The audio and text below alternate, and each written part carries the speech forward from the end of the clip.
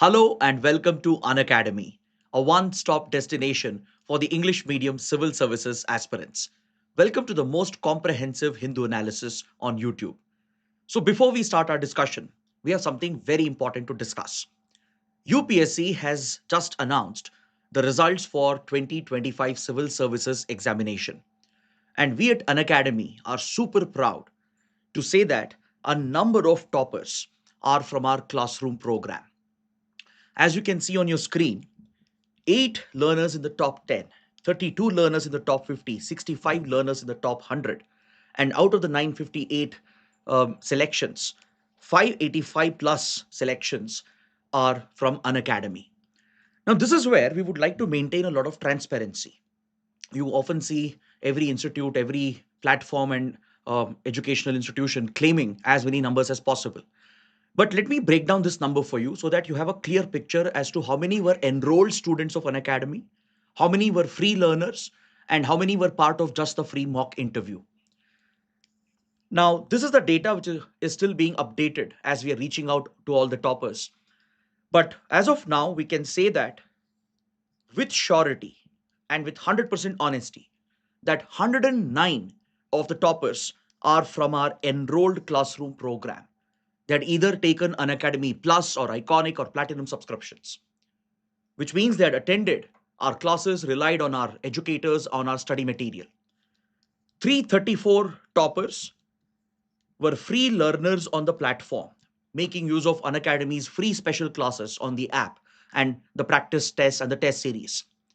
The rest were part of the interview guidance program, which is a free mock interview guidance program for all the students. So out of the 958 selections, 109 students were enrolled classroom students of Unacademy.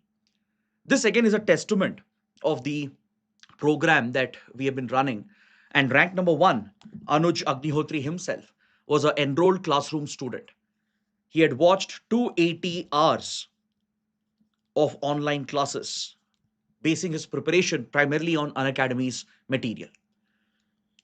So, if you're interested to enroll for our classes and if you want to fulfill your IAS dream like the other toppers, then Unacademy is providing you a great offer. You can avail our subscription at just 19,999 with a flat 50% discount and up to 6 months of free extension along with CSE Assure. Under CSE Assure, if you avail a subscription of more than 24 months and above, and for some reason, let's say you don't clear the exam, then your next attempt is entirely on us. So if you want to avail this offer, you need to enroll now. As I'm told, it's a limited period offer. But on the subscription page, you might see a different fee. So to avail the discount, you need to enter the code IAS English. So those interested, please check out the link provided in the video description below. So with this, let's get started and look at the topics that we are going to discuss. From the Delhi edition of the Hindu, we are looking at 6 broad topics. The number of articles would be around 13 to 14 articles, because on page number 15, under the economy section, we have at least 5 or 6 articles, which I'm going to club into one single discussion. So in total, we will be covering easily around 13 to 14 topics with 6 broad topics being discussed. So let's ensure that this discussion would be as comprehensive as possible so that you don't have to go back and read the newspaper again. So let's start with the first topic on page number 1. There's an article which focuses on the US waiver to India, which will allow India to continue buying Russian oil.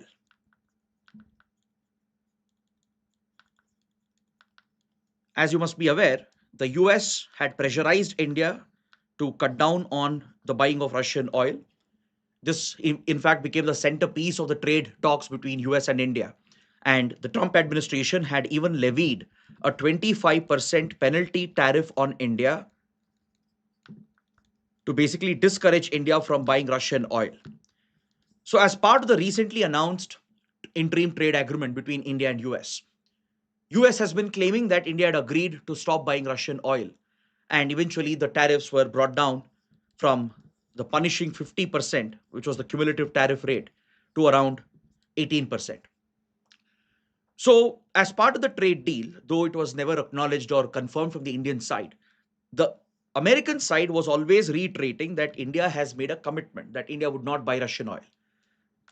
But now, however, there has been concern regarding India's energy security, India's energy independence and autonomy, especially from the opposition parties. Serious concern was expressed whether India had compromised its strategic autonomy and independence when it comes to our energy security by basically allowing the US to act as a monitor to keep a check of Indian procurement of oil from different sources. Essentially, it means if India were to buy back Russian oil, US would probably bring back the tariff threats on India.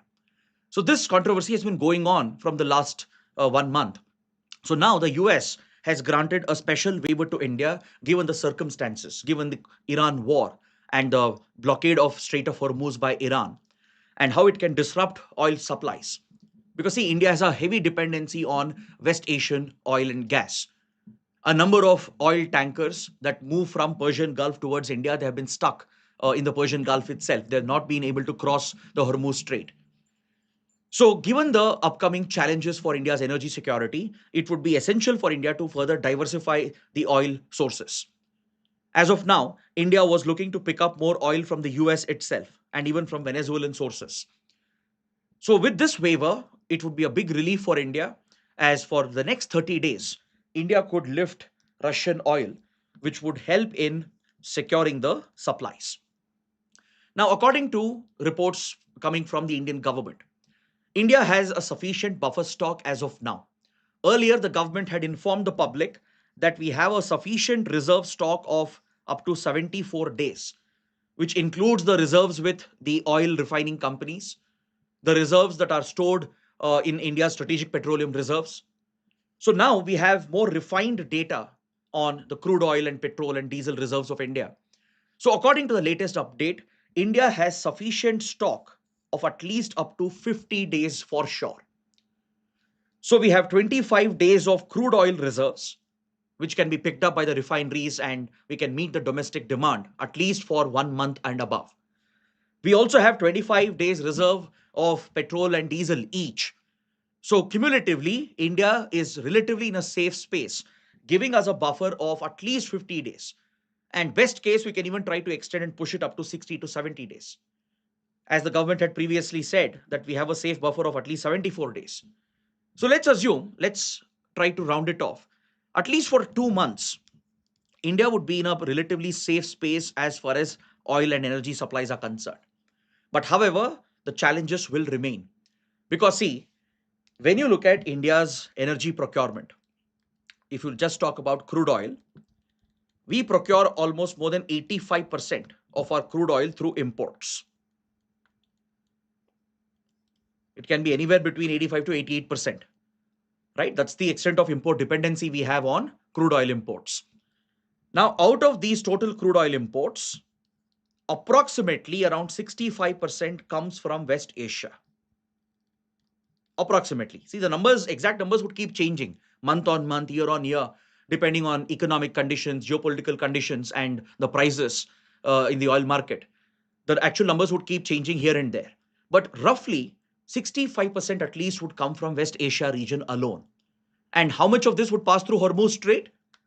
At least 55% of our total oil procurement, around 50 to 55%, comes through the Hormuz Strait. According to reports, more than 600 ships and tankers headed towards India, they are currently stuck in the Persian Gulf. See, on one hand, Iran has clarified that they have not completely blockaded the Hormuz Strait. Iran has made it very clear that ships carrying oil towards India and China, they would not be targeted, they would not be stopped. Whereas Iran has clearly placed a target on any vessels linked with US, Israel, and some of the Gulf countries as well and European countries. But however, none of the ships are taking the risk because more than 9 vessels, including few oil tankers, have already been targeted with Iranian drones and missiles. So, given the heightened geopolitical situation near Hormuz and Persian Gulf, the supply chain has been completely disrupted with hundreds of ships being stuck in the Persian Gulf. In fact, the Shipping Corporation of India has several ships and tankers that are stuck over here, right? At least around 100 ships from here were headed towards India out of the total 600 plus which are stuck. And many of them are actually owned by Shipping Corporation of India and other Indian entities. And it also raises the concern with regard to Indian seafarers, because on majority of these ships, the crew members would be Indians. Recently, when Iran struck one of the oil tankers, majority of the crew members were Indians who were rescued by Oman. So there is a risk for the safety of men at sea. At the same time, a big risk with regard to energy supplies. So a US waiver in this regard, which would allow India to continue picking up Russian oil for another 30 days, comes as a big relief, which could help secure our energy security. But however, this is not a it's not a blanket permission to buy new Russian oil. It will not benefit Russian government in any way financially. How? Because this waiver which US is giving to India, it only applies for Russian oil, which is already stuck at sea. India can't go and sign new contracts with Russia. So the oil for which we have already paid for, but the supplies have been stuck in the sea because of the American sanctions. Russia usually relies on shadow fleets, which change their names, their registration, they turn off the transponders as well. They go radio silent and they try to transport ships. They try to transport the cargo through these vessels, which is in violation of these sanctions imposed by some of these countries. So all the shadow tankers of Russia and the oil which has already been sent out, which is stuck at sea right now across the world, that is something India can go ahead and pick up because we've already made payments for that. But this waiver, please note down, will not apply for new deals. It will not allow India to go and buy fresh Russian oil from Russia. So it will not financially benefit Russia in any way. So that is what we get to know from this executive order that has been signed by the United States. Now, this raises some very difficult questions for India. The opposition parties have been very critical of the Modi government.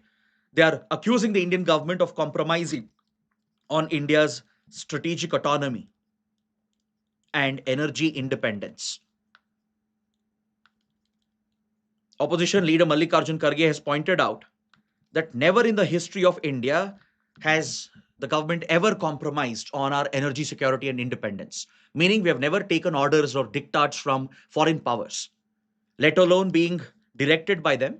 But taking such orders has never been acceptable to India. But now the waiver the US is giving almost appears as if the US is constantly monitoring from where India is buying its oil and the kind of pressure it has been exerting on India to stop picking up Russian oil. Though India has not confirmed or denied those reports with regard to US pressure tactics and bullying tactics, the US side has repeatedly pointed this out. Now, when you look at the Ukraine war and how India and Russia relationship changed in the oil domain, that is something which is quite remarkable because before 2022, Russia was not a major oil supplier to India because of the distance and the other challenges involved. Russia, though it was a oil source, and India does have investments in Sakhalin gas field and oil reserves in the far east region, in the Siberia region of Russia. Our overall pickup of Russian oil was a very small percentage of our total crude oil imports. But after the Ukraine war began and the crippling sanctions were brought on Russia, Russia gave a massive discount to countries like India and China to incentivize them to buy cheap Russian oil. India, of course, doesn't generally follow unilateral sanctions, except for a few exceptions in recent years. We have never followed unilateral sanctions. India went ahead to bypass the American and European sanctions and we started picking up Russian oil. India became one of the largest buyers of Russian oil. So Russia very quickly became one of the top oil suppliers to India, even overtaking Saudi Arabia and Iraq, which for many decades have been the top oil sources for India. So Russian share in our total crude import basket accounted for around 38 to 40% in its peak. Around the 2023-2024 period, the Russian share in our oil imports jumped to more than 35%. In some months, it even hit up to 38, 36, 39, sometimes even close to 40%. But today it has dropped to around 19% as of January 2026. In January, India picked up close to $2 billion worth of Russian oil, which is a very small fraction of what we were buying just a year and a half ago. So the Russian share in our crude oil imports is now down to 19%.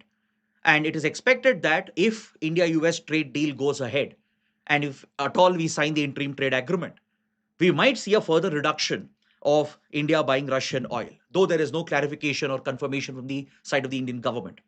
So that is why the opposition parties are criticizing the government that has India compromised on its foreign policy independence.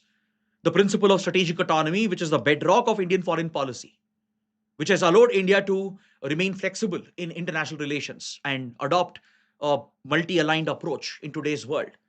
Has this core principle been compromised? That's the uncomfortable question that opposition parties have raised. But again, as I said, there has been no clarification in this regard from the side of the government. Of course, India has said that it's a big relief that the waiver is being provided. So India can at least ensure that the Russian oil, which is stuck at sea, for which payments have been made, can reach Indian ports. But there's no clarity on whether India has made any commitment as part of the proposed trade deal to completely stop buying Russian oil. Because, see, please remember, this has serious implications not just for our strategic interests and foreign policy, it has very serious implications for our economic interests. Right now, oil prices have jumped massively in the last 10 to 14 days. Just 2 weeks ago, Brent crude was around $65 per barrel. Brent crude is one of the benchmark oil prices. Now, it has jumped almost close to $88 per barrel, which is like more than a 20% jump in hardly a week. When the tension started building up in the last week of Feb between US and Iran, when a war appeared imminent, Brent crude prices had already jumped close to $70. And once the attacks began, right, once the war broke out, it has already seen a more than 20% jump in the last 1 week, touching almost $88. Now, usually the $90 mark is seen as a psychological mark in the oil markets. If it were to breach the $90 mark in the next few days, there is a possibility that oil prices might cross the $100 mark per barrel. Now, this can be disastrous for India because this can significantly shoot up India's import bill. The import bill might surge easily up to 11 to 12 billion dollars. This will directly translate into the widening of our current account deficit. Current account deficit could stretch up to 1.4% of our GDP. This in turn will place pressure on the forex reserves, as the oil refiners will have to reach out for more dollars to pay for the expensive imports, creating a crunch in the forex market, putting stress on the forex equations, eventually leading to the depreciation of the Indian rupee. Indian rupee might breach the psychological 94 rupees per dollar mark, even getting closer to the 97, 98 rupee per dollar mark. So this has serious challenges for our macroeconomic policy. It can impact the inflation situation in the country. It can push inflationary tendencies. Though right now inflation is well under control, well within the safe limits of the Monetary Policy Committee and the RBI standards. But any further cascading effect of rising oil prices, continued disruption, and continued pressure from US not to buy cheaper Russian oil, right, would keep on exerting this pressure on India. We would see rising import bills directly widening our current account deficit by a significant margin, up to 1.4% of our GDP and beyond. This would immediately place pressure on forex reserves, availability of dollars, and lead to further depreciation of the rupee, which could aggravate the inflationary situation affecting our macroeconomic policy. And also, please note, now, if at all India were to buy fresh Russian oil, Russia would not be selling it at a discounted price. Right now, there is tremendous demand. Even China's supplies from Iran have been affected. China also relies heavily on Hormuz Strait and Persian Gulf countries, especially on Iran, for oil supplies. right? So some of it has been disrupted. So China is also entering the market in a very desperate situation, looking to pick up cheaper oil. So since the demand is massively rising from big buyers like India and China, it will create a bigger crunch in the markets and further shoot up the prices. So Russia will not sell oil at cheaper price anymore. It will not give any discount, even if India were to decide to go and buy Russian oil. That's why within the government there is a confidence that even if Russian oil is not available for us, we can pick up oil from the US. That this is something which is part of the India-US trade agreement as well. India has anyways diversified towards multiple sources. We can even look at Venezuelan oil, the heavy crude, which can be refined by Indian refineries.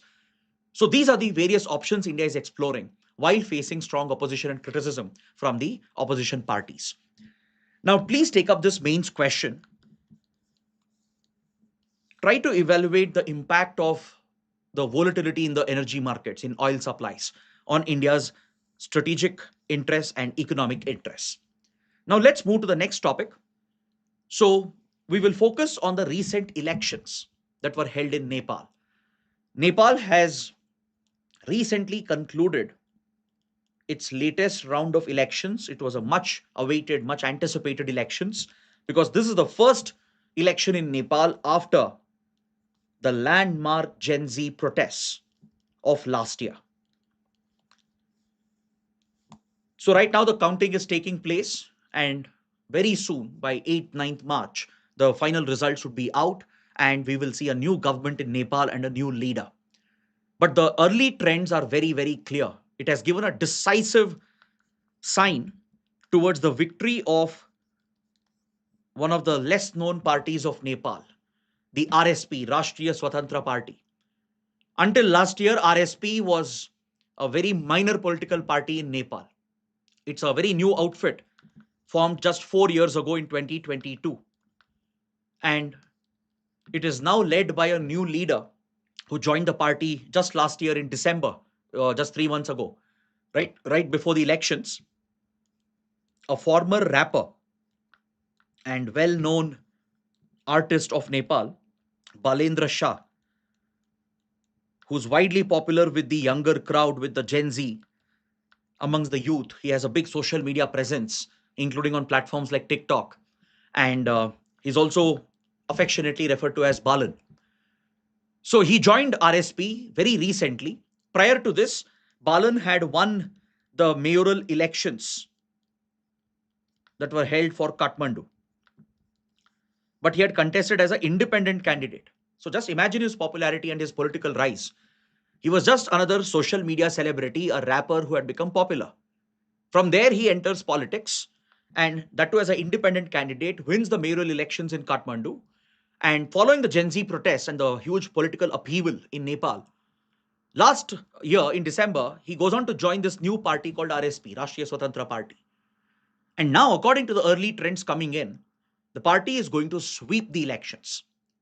See, Nepal has 165 constituencies, and RSP is already leading in 110 constituencies. The signs are very clear that RSP is going to get a decisive mandate, and Balendra Shah, a rapper and a social media celebrity, a young politician, is all set to become the new prime minister of our neighboring country. Now, this is a very, very big landmark development, something which could have implications for India-Nepal relations. So let's quickly dissect these developments. Now, when you look at Balendra Shah, he's just 35 years old, which will make him the youngest prime minister of Nepal ever. And also, this would be the first full majority government in Nepal in the last 27 years. Let's round it off and let's say the last 3 decades. Because see, Nepal introduced democratic elections in 1991. Nepal, which was a monarchy, had not introduced direct elections and any constitutional changes until the late 1980s. It was only after the internal political pressure that was exerted in late 1980s and the blockade by the Madhesi groups, where they blocked India-Nepal roads in 1988-89. Because of all the political and economic pressure, finally the monarchy yielded and allowed for democratic parties to be formed. So traditional parties like Nepali Congress were born over here in the late 1980s, early 1990s. They contested elections for the first time. And ever since, Nepal has seen only chaos and instability, constant political crisis. From 1995 onwards, Nepal descended into a civil war with the emergence of Maoism. Under the Communist Party of Nepal, the Maoist faction, the country descended into a civil war, though it remained a constitutional monarchy even after the introduction of elections. It remained a theocratic Hindu state, the only Hindu state in the world as well at that point, right? So, as Nepal had seen this transition from a complete totalitarian monarchy towards a constitutional monarchy with limited elections, we saw the rise of a extremist outfit, a left-wing extremist group, the Maoist outfit, that triggered a civil war in the country. Then eventually the civil war ended in 2005 with the direct intervention of India. India backed Nepal's government and armed forces, gave supply of arms and weapons and intelligence as well.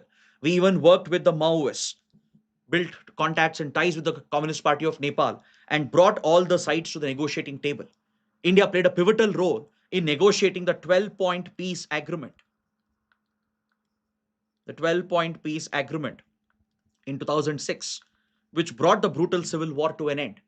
And from here, Nepal made a big transition towards a secular democratic republic post 2006. Nepal began the process of making a new constitution for itself. The new constitution was drafted from 2008 onwards, with the first full fledged democratic elections held in 2008. So, with this change, the monarchy and the theocracy came to an end.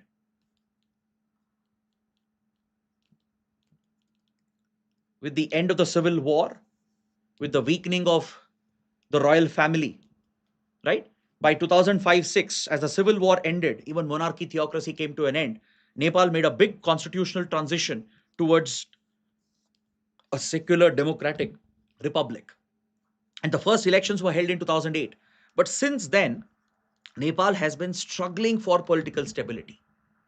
Multiple governments have come and gone. Every few months, every few years, governments keep on changing. Every few months, prime ministers, presidents keep on changing. It's like a sort of a game of musical chairs, right? In the last couple of decades, Nepal has seen a lot of instability. It has changed so many prime ministers, so many governments. They even took 7 years to draft their constitution because of internal differences. When the final constitution was brought out and signed and adopted, it was 2015 when the new constitution was adopted. So Nepal has gone through a lot of turmoil. And there are few ethnic groups which feel that they are discriminated, that they are disadvantaged. Groups like the Madesis and even the Janjatis, the hill tribes and the Mades community, which is found in the Terai belt that shares borders with India. The Mades people are closely related to the families in UP and Bihar on the Indian side. There's a very close cultural cross-border link that exists, right? It's often even said that India-Nepal relationship is like roti beti ke sambandh. That Nepalis depend on India for livelihood, for job, for work opportunities, for education, and for marital opportunities. As Madesi family members in Nepal often marry into Indian families, particularly in the border villages of UP and Bihar in the Terai belt. So Nepal becomes very critical for us, not just because of the close cultural ties and the economic relations and the political ties we have, but it is essentially sandwiched between India and China. It occupies a pivotal location in the Himalayas, where India and China have a long disputed border. And it has always served as a buffer state for India to deal with any Chinese aggression, to limit any Chinese advances. So there is intense India China competition that you see in Nepal. When you look at hydroelectric investments or big infrastructure projects that India China have been taking up, there is a major competition between the two. China has actively pushed its Belt and Road Initiative. It's looking to connect Tibet with Nepal through road and rail networks. The Lhasa Kathmandu Lumbini railway line is being executed. China has built strategic airports, including the Pokhara International Airport. India also has countered this with its own set of investments in road projects, in development projects. India plays a very big role in Nepal's economy with the Indian rupee pegged to Nepal's currency, India's UPI being integrated into Nepal's payment systems. So, this strategic angle where India and China compete for influence in Nepal and where India looks at Nepal as a strategic buffer against China adds more importance for this relationship and for the political stability in the country. So, Nepal has been ravaged by political instability for more than 3 decades right now, right? Ever since the monarchy started weakening from late 80s to early 90s. Throughout the last 30, 40 years, Nepal has just gone through political instability. So, for the first time, there might be a ray of hope for the people of Nepal. Because, see, this is what instigated the Nepali youth, the Gen Z, to rise up in rebellion against the then government under KP Sharma Oli. Leaders like KP Oli, who belong to the Communist Party of Nepal, the unified Marxist Leninist faction, they've been accused of corruption, elitism, and similar accusations exist against other traditional parties like Nepali Congress, even against CPA and Maoist. The previous insurgent group, after they surrendered in 2006 under the 12-point peace agreement, it transformed into a mainstream political party under its leader Prachanda. The CPA and Maoist today is a mainstream political party in Nepal, which has won elections. Prachanda has become the Prime Minister of Nepal multiple times. So traditionally, India has shared fantastic relations with parties like Nepali Congress, even with the Communist Party of Nepal, Maoist, with Prachanda being a great friend of India. So whenever Nepali Congress and CPN Maoist have held control, they've largely balanced India versus China and they've shown a pro-India inclination and tried keeping China as much away as possible to protect India's interests and sensitivities. But under parties like Communist Party of Nepal, the unified Marxist-Leninist faction, headed by KP Sharma Oli, India had a big problem. As KP Oli and others, they were known to be anti-India and pro-China. So they cultivated anti-India sentiments, aggravated the minor border issues over Kalapani and Susta, and created multiple challenges, promoting anti-India sentiments. So the Gen Z in Nepal, the youth who were frustrated with the elitist politics of these traditional parties, the massive corruption, the lack of development, lack of opportunities, and they saw on social media that the sons, the children's, or the children of these politicians and leaders, they lead luxurious lives, studying in foreign countries and showing off their social life and status on social media. So last year, when Nepal proposed a ban on social media, this instigated the youth and the Gen Z immediately. And also Nepal, especially the youth from poor families, since they don't get enough opportunities in Nepal, they move out of the country, they go to other countries, India being the primary source. They even go to West Asian countries and other parts of the world to seek out employment. So a social media ban would essentially mean cutting off communication with their family back home. So all these factors were responsible for the massive uprising, which turned extremely violent. Many protesters were killed. Nepal's parliament was set on fire, and politicians were targeted. Some were killed as well. So this change which is happening is probably a much needed, a much welcome change.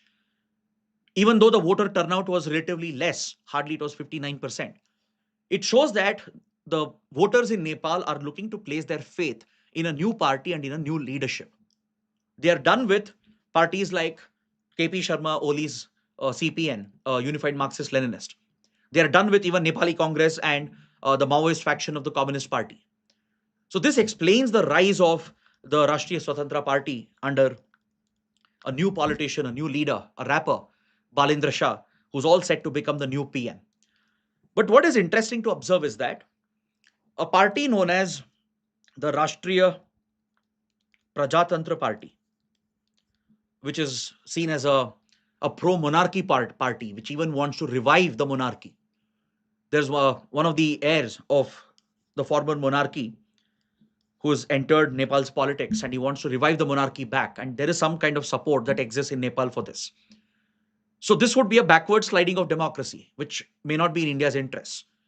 So this party has secured the third place after the RSP and the other second runner up, right? The pro monarchy party has come in the third place, which is also a pointer towards craving for more political changes. Probably there is some faction in Nepal which wants to revive the monarchy. That is something India would keep its eyes on, because any sliding of democracy may not be in India's interest per se.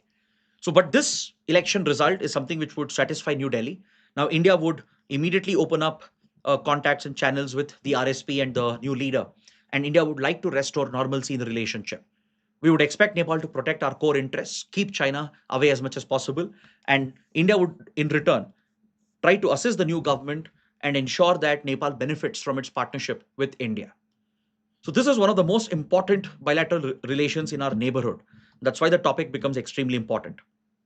So please take up this mains question for your answer writing practice. Nepal's persistent political instability is likely to end with the recent elections. Examine its impact on India-Nepal relations. Coming to the next topic, a big announcement from government of Karnataka and Andhra Pradesh. Both the governments have almost simultaneously announced that they are proposing a ban on the usage of social media for minors. Karnataka government is proposing a ban for those under 16 years of age. The Andhra Pradesh government is proposing a ban for those under 13 years of age. And between 13 to 16 years, social media usage would be regulated very strictly under the new guidelines that Andhra Pradesh government is contemplating. Please understand, these are not final changes. It's just a proposal as of now. It needs to be seen how exactly it will be articulated in the form of a law or a regulatory framework, how it will be enforced. And this brings up the debate of social media use, social media addiction, how it can affect minors. What's the global trend today? Can such policies be implemented? Is it really sustainable? Is it the right approach? Are there any alternate paths which can be followed? So that is something we'll quickly learn through this article, because we have multiple articles in today's paper related to the topic. And this is one of the trending topics in the last few months. Because recently, Australia became the first country in the world to bring out a law, a dedicated legislation to ban social media for under 16 minors. The law took effect in December 2025, and it proposes hefty fines and penalties on social media companies, running up to millions of dollars if they don't follow the strict regulations. So, obtaining consent, providing for a age verification feature, providing for greater parental controls so that minors can be kept away from the harmful effects of social media is mandatory under this Australian law. And violations will attract very strict punishments with hefty fines and penalties being imposed. Now, when you look at social media, definitely there is a huge side effect which is attached to it, right? In fact, all social media users, irrespective of their age, can suffer from these side effects. It could be overuse, addiction, doom scrolling, where you end up scrolling on your phone for hours together, losing sense of time, wasting precious time as well, which in turn affects your mental health quite significantly, because these algorithms are primarily designed to keep giving you dopamine hits after dopamine hits. That's what pushes us to engage in doom scrolling, scroll from one shorts to another, one reel to another. And this is directly linked with a very poor mental health, which can directly lead to anxiety. It can lead to a traumatic stress disorder. It can elevate the mental distress, and it's linked with depression, even suicidal tendencies, particularly amongst the youth, teenagers, adolescents. And this is something which is affecting internet users across the world, across ages, but minors are particularly vulnerable. They could even get exposed to harmful platforms, harmful content, from pornography to child pornography to drug abuse to suicide, to graphic violence, extreme behavior. This is something which affects the society itself, a big social issue because of the abuse and misuse of technology. See, social media has its immense benefits. It has democratized information, it has democratized the entire content market, right? It has created millions and millions of opportunities across the world. It's a transformative tool, but any transformative technology, if it's not used properly, if it's not regulated properly, will end up having a disastrous effect. And that is something most countries are feeling today. So this explains why many governments across the world are considering similar bans. Australia became the first country to bring out a major legislative tool to ban social media usage for under 16 minors. Other countries like Malaysia have similar bans in place. France also recently passed a law banning social media for minor children. Within United States, some of the states have very strict regulations on registering minor children on social media platforms. Many other countries are also considering the proposal. In today's newspaper itself, almost like a coincidence, we have a development from Indonesia. Just when Karnataka, Andhra Pradesh have made this proposal, Indonesia's digital minister also has proposed to bring a ban on social media for minors under 16. Countries like Denmark, Greece, Norway, United Kingdom, Germany, all of them are considering similar bans or restrictions. So, where does this leave India? Because, see, right now, the policy initiative has come from the state governments of Karnataka and Andhra Pradesh. So maybe if they roll out the policy or law and enforce it for some time, it could become a model for other states to follow as well. And it might push the central government to intervene as well. But first, let's understand whether the ban is the right solution, whether the ban is sustainable in the first place. Can you really enforce it? When you say that you're going to ban social media for under 16 minors, how exactly do you propose to implement the ban? That is question number one. Because regulating the internet through bans has never worked. It's near impossible. Given the nature of the internet, the decentralized nature of how the internet works, it's near impossible to ban access to these platforms. So essentially, the government rules, laws, regulations will push the social media intermediaries to build features in the platform where they provide for proper age verification, proper consent, which should be given by parents, guardians, etc., with inbuilt features to restrict harmful content. So maybe some of the changes are viable, but proper age verification and outright ban on any usage of social media by minors is almost very difficult and impractical to achieve on the ground. Though it sounds great on paper, implementing it on the ground, ensuring that it doesn't really affect uh, the usage of social media for genuine users is something which is going to be a challenge, because minor kids would always find a way to bypass it, right? Sometimes maybe they'll get the help of their own parents to open accounts. And also, don't forget, social media has its benefits. It's not that social media is pure evil, right? It has its set of advantages. Many parents, even teachers, they find social media tools to be useful to educate, train, and teach children and adolescents as well. It's about keeping them away from harmful content and about minimizing addiction or keeping them away from addiction and promoting better practices, right? So many experts, psychologists, as well as those who specialize in childcare, right, and as well as legal experts, they don't think ban is the right approach. This might affect your access to internet, affect your digital rights, right? It might lead to unintended consequences where access to essential platforms on the internet could become curbed and restricted. And again, it might unnecessarily penalize the companies as well, right? So experts suggest a different way forward. See, right now, the root cause for social media addiction is not the social media platform itself, it's the algorithm, the way in which it has been designed.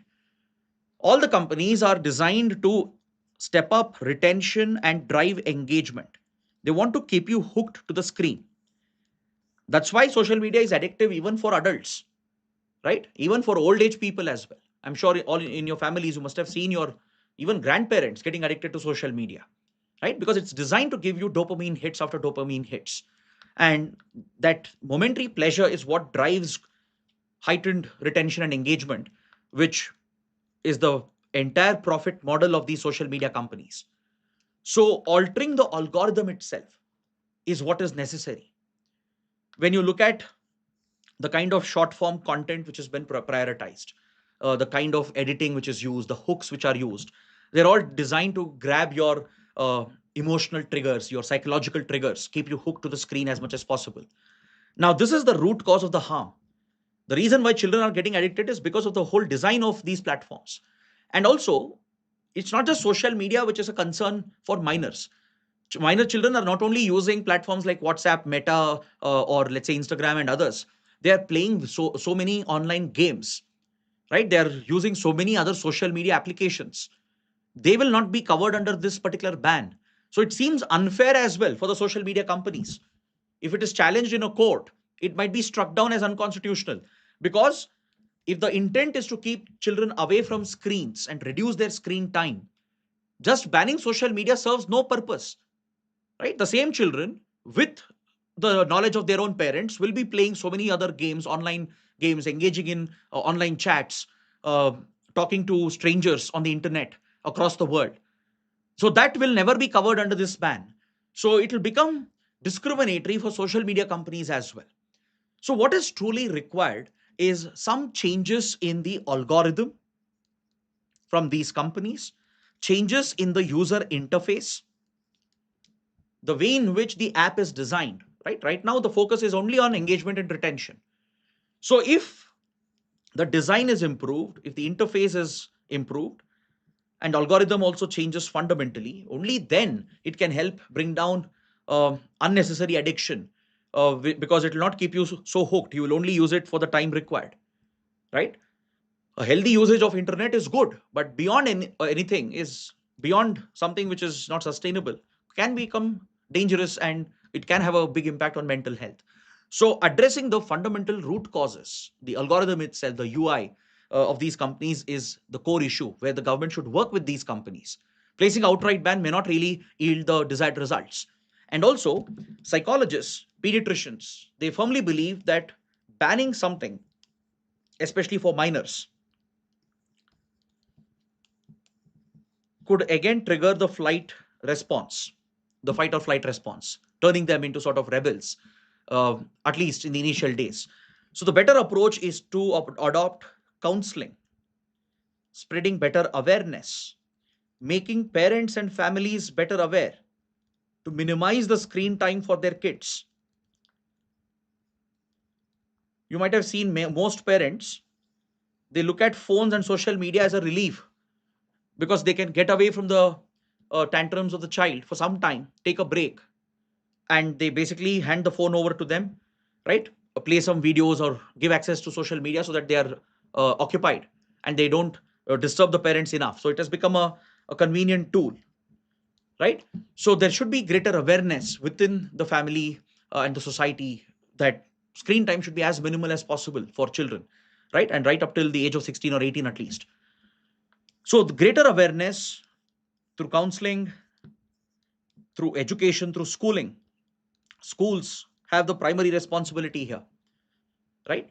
Schools have a critical responsibility here to educate children, to minimize their screen time, give them a healthy screen time and online presence, but ensure that it is restricted, monitored, regulated.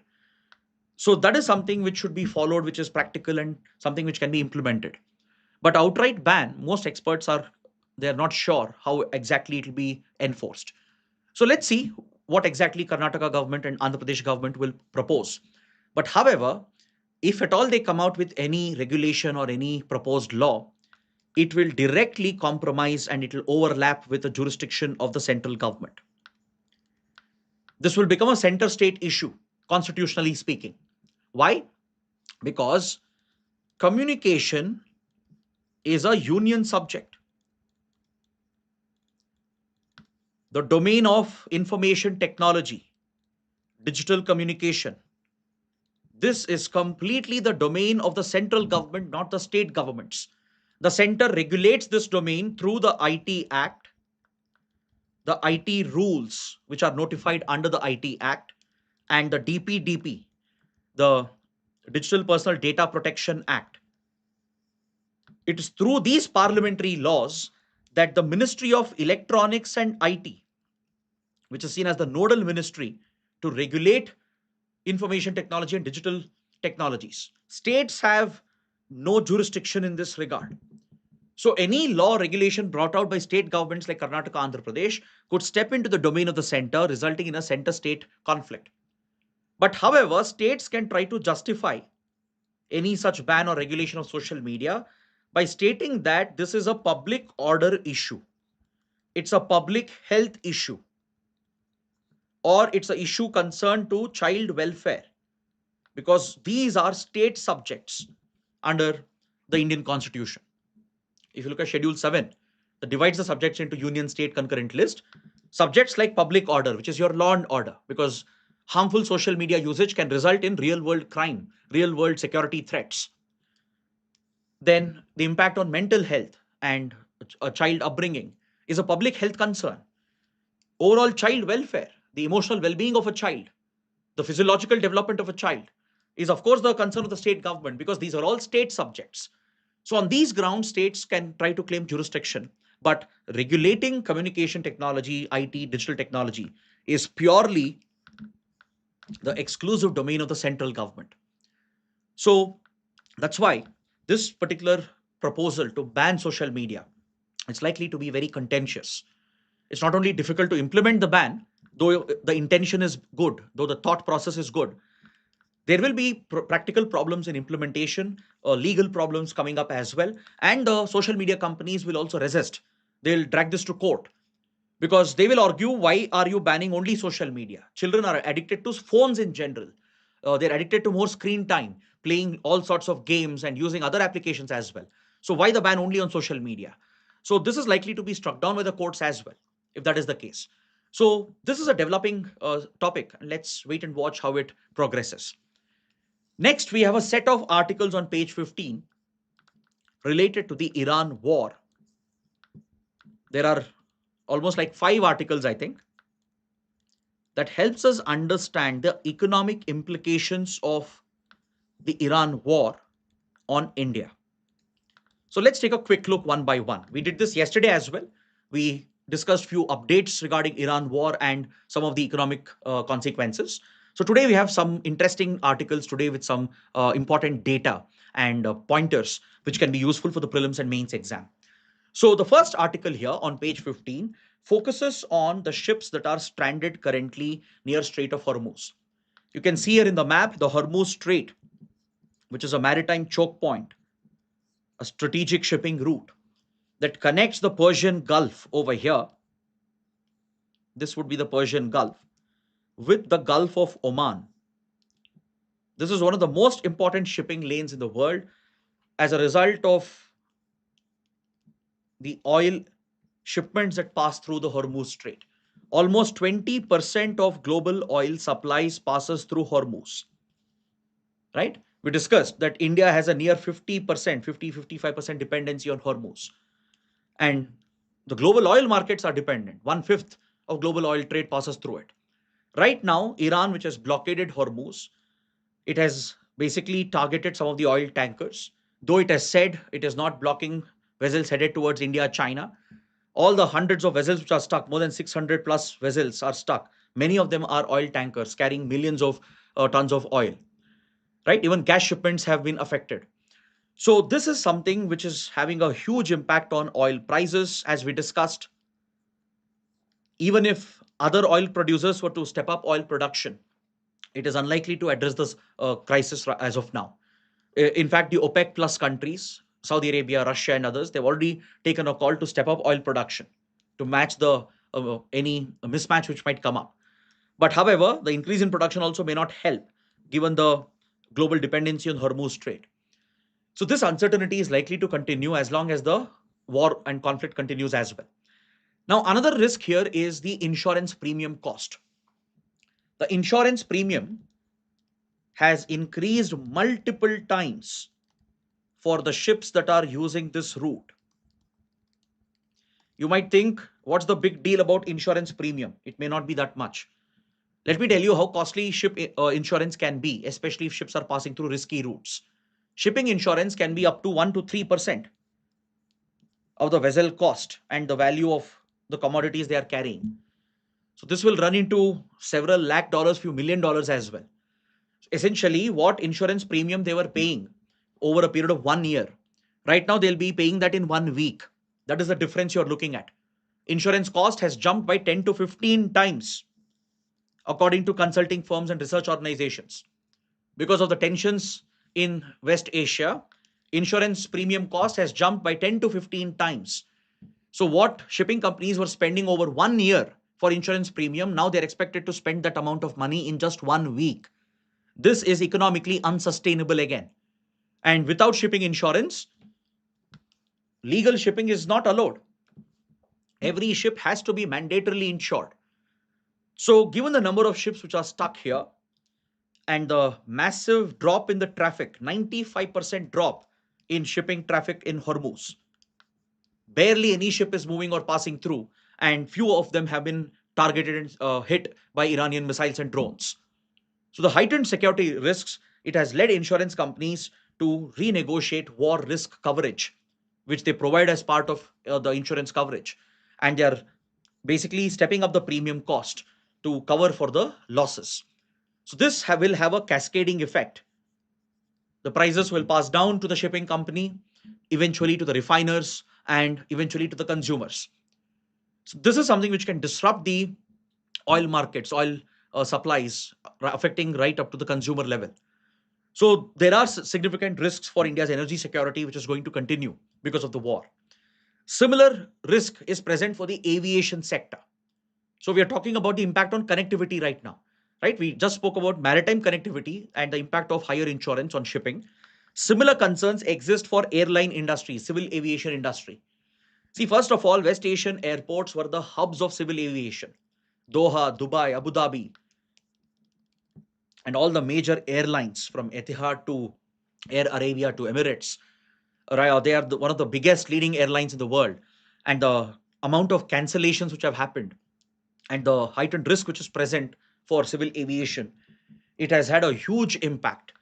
The cancellations has already led to a cascading effect, leading to complete chaos and disruption in the movement of passengers. Though some flights have restarted, some evacuations have taken place, some flights have resumed, there is always a risk of getting hit by a missile or a drone. It's a very real present risk because we saw what happened in 2014 in Ukraine. I don't know if you guys know this.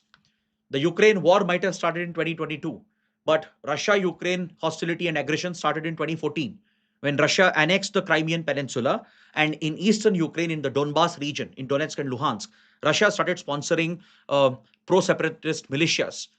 So a civil war of sorts, an insurgent movement of sorts, had broken out in eastern Ukraine. So in 2014, a commercial passenger airline, MH17, Malaysian Airlines 17, was shot down with a missile, killing all the passengers and crew. Hundreds of innocent people lost their lives. It remains one of the biggest civil aviation tragedies in the world, and it happened in an active conflict zone. So, in eastern Ukraine, when the separatist movement was going on, Ukraine was fighting against Russia sponsored separatism. A missile was launched, most likely by the separatists linked with Russia, though Russia denies it. And this commercial airline MH17 was brought down, resulting in this disastrous tragedy. So that is something which can recur in the West Asia airspace quite easily, because given the number of flight restrictions and airspace closures in the region, the number of missiles, drones that are being fired, interceptors which are being launched, and various other weapon platforms which are being deployed in the aerial domain, there will always be a heightened risk of accident, a strike, or sometimes a deliberate strike as well, right? And this risk has directly translated into higher insurance premium. Plus, aviation turbine fuel will jump if oil prices jump. So this is like a double whammy for aviation industry. Right now, ticket prices from, let's say, Dubai, Abu Dhabi to India is anywhere upwards of 60,000 to 1.5 to 2 lakh rupees. Right? Normally, it would be hardly around 15 to 25,000 rupees. So the prices have jumped massively. There is a huge demand with lakhs of passengers stranded. The aviation fuel prices can jump. Insurance premium cost is going up. So this will have a devastating impact on civil aviation, which can directly impact tourism, businesses, trade, etc. Now coming to agriculture and its connection with natural gas and how vulnerable India is. See, one concern for India was with regard to fertilizers. Few days ago, Qatar, one of the leading gas exporters of the world, one of the key suppliers of natural gas to India, announced a complete stop of gas production at its most important refinery. Qatar is one of the leading exporters of natural gas in the world. It's right there in the top 10. And almost 50% of India's gas imports comes from Qatar. So you can understand the kind of dependency we have. So Qatar has completely stopped all its gas production. Now, this is something which will not only impact our kitchens, which could lead to a shortage of LNG, but it could affect the fertilizer industry because gas is a critical input for fertilizer production. But luckily, thanks to India's sufficient planning, preparedness, we have enough buffer, a formidable buffer of all essential fertilizers, which can help India sail through this Kharif season. The upcoming Kharif cycle, right? The sowing season is coming up, starting from April onwards.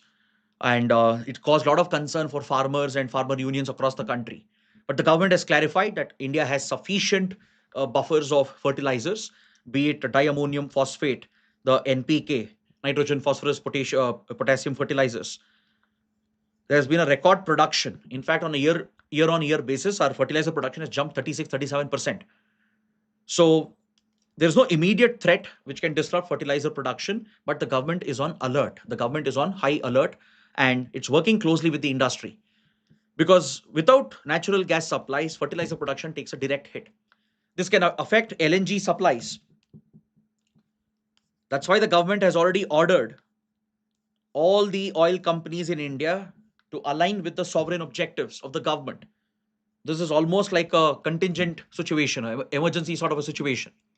The government has invoked the Essential Commodities Act, under which it can issue orders to companies, even private companies if required, to mobilize all the resources to deal with supply crunch and price fluctuations.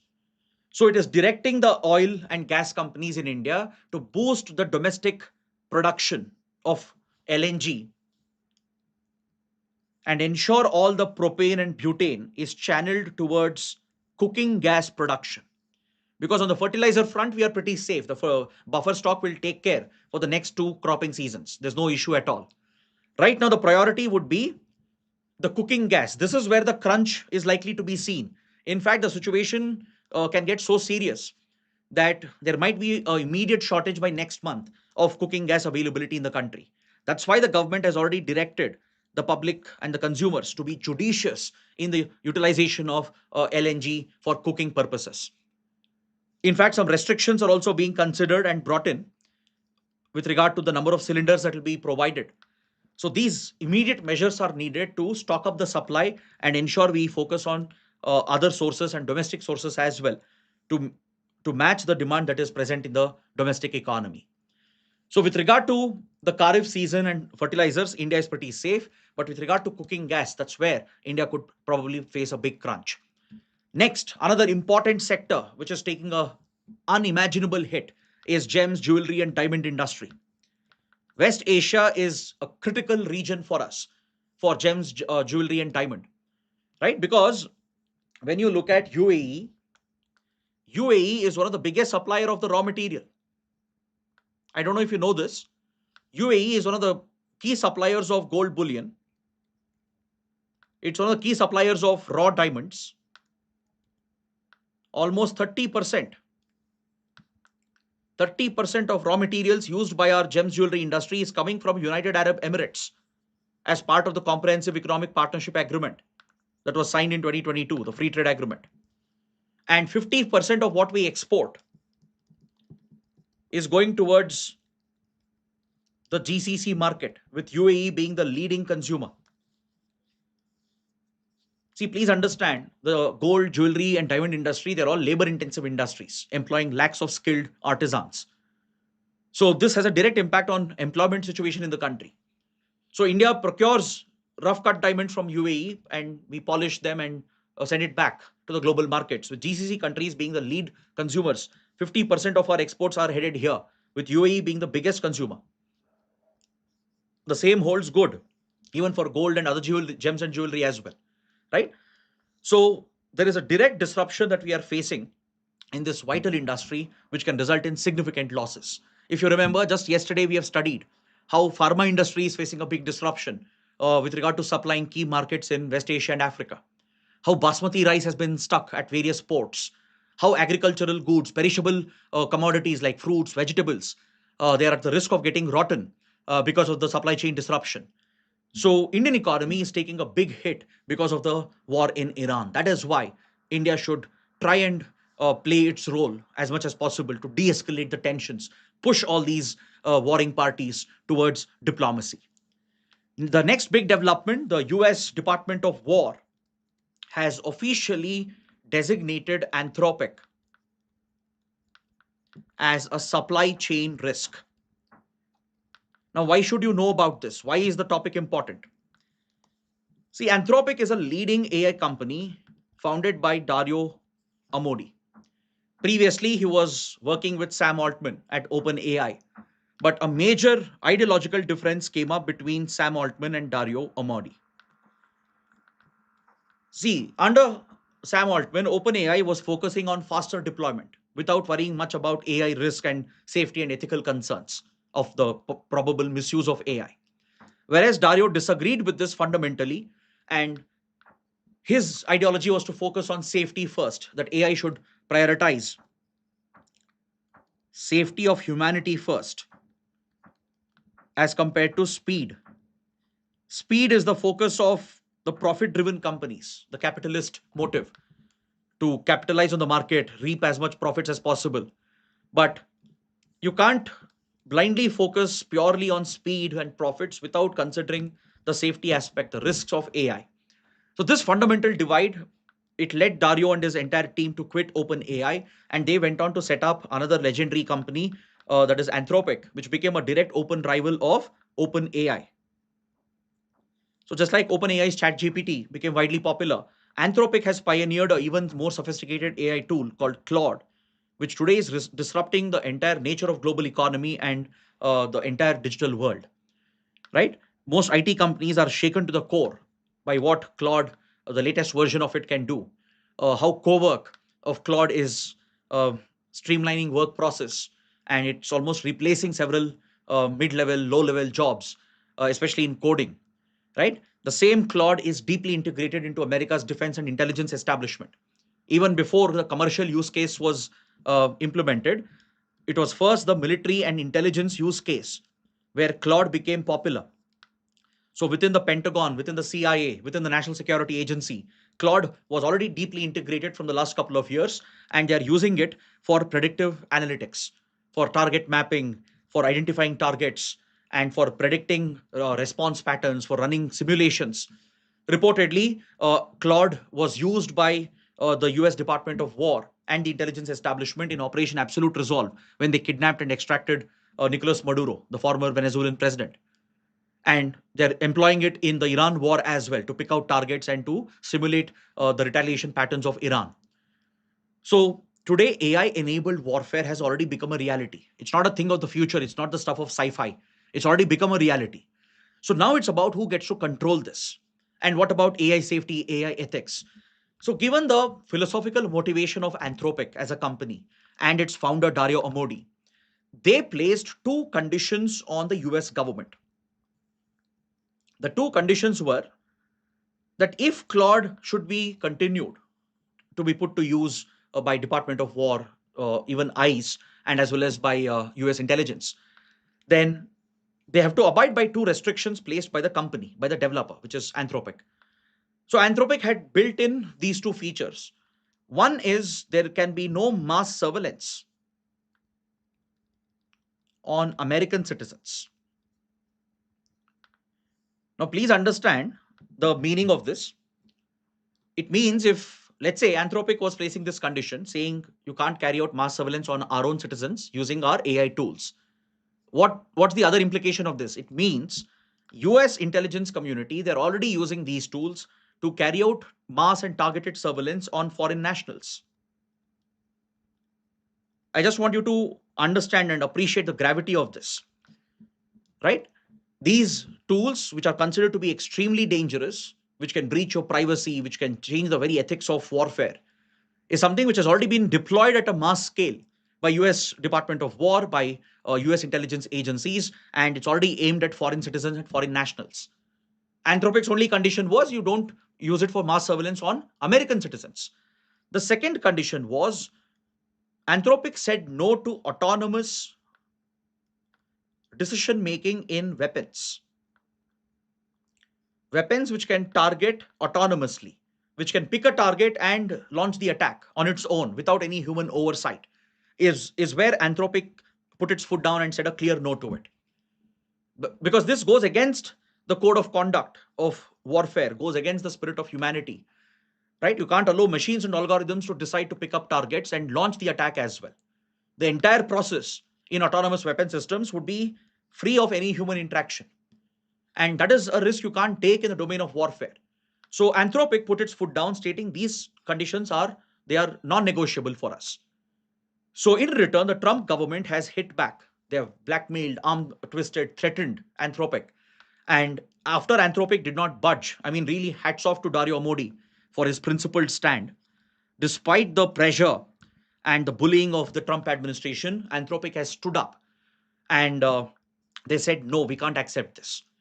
So the US government, in return, has labeled Anthropic as a supply chain risk.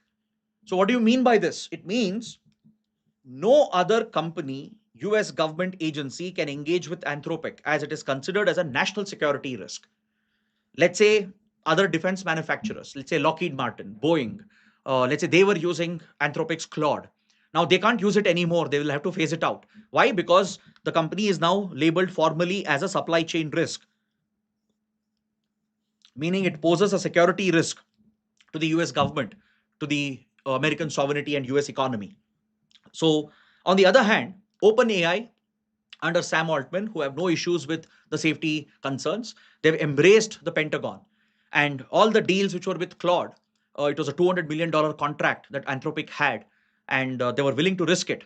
That's why I said hats off to Dario Modi for not focusing on profits alone and for standing up in principle for a very important philosophy that could define the very future of humanity. So Sam Altman and OpenAI have embraced the deal and they've got new contracts.